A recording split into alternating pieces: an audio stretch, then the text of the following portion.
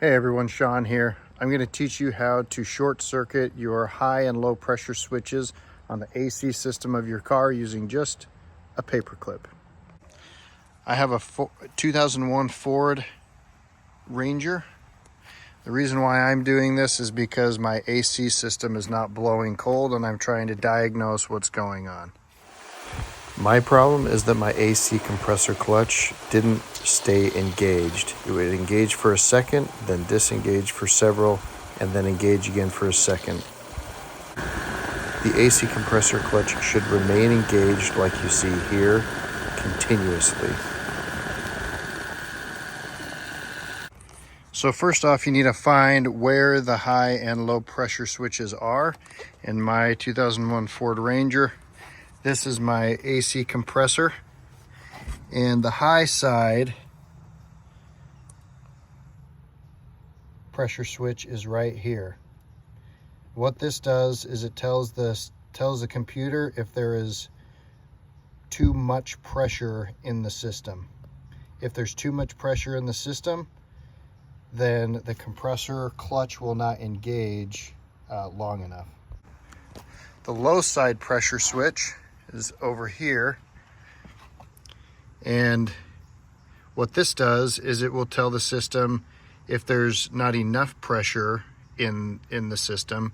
Then what it does is it will not allow the compressor clutch to engage.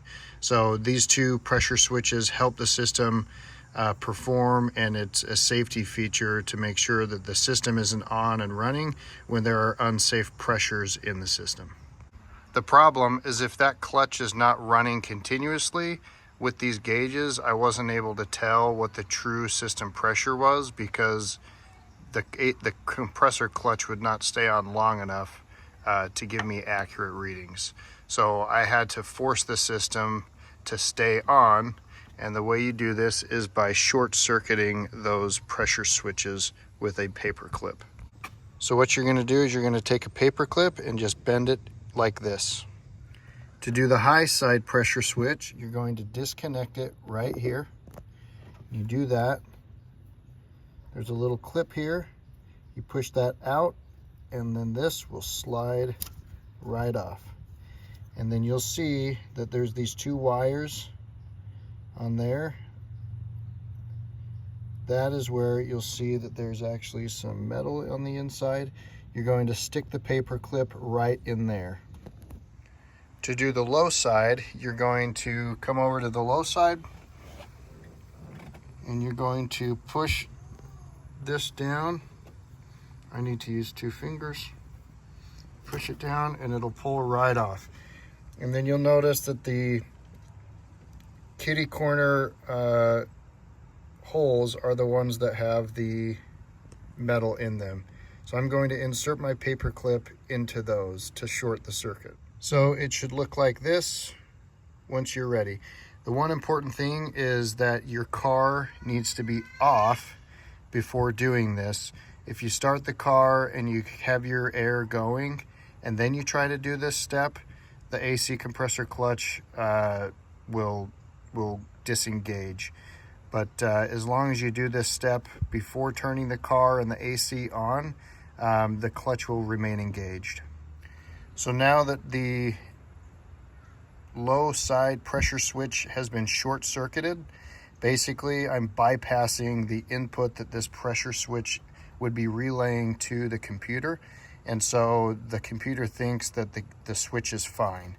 So what we'll do is we'll go and start the car.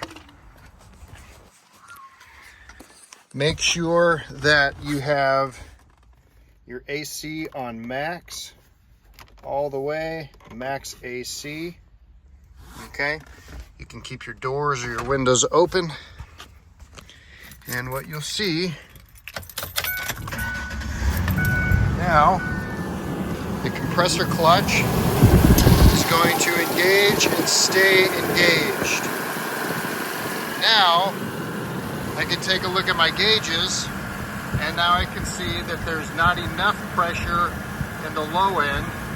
This should be 25 to 50 psi, and then the high pressure It's 80 degrees out, and so that should be between 175 and 210.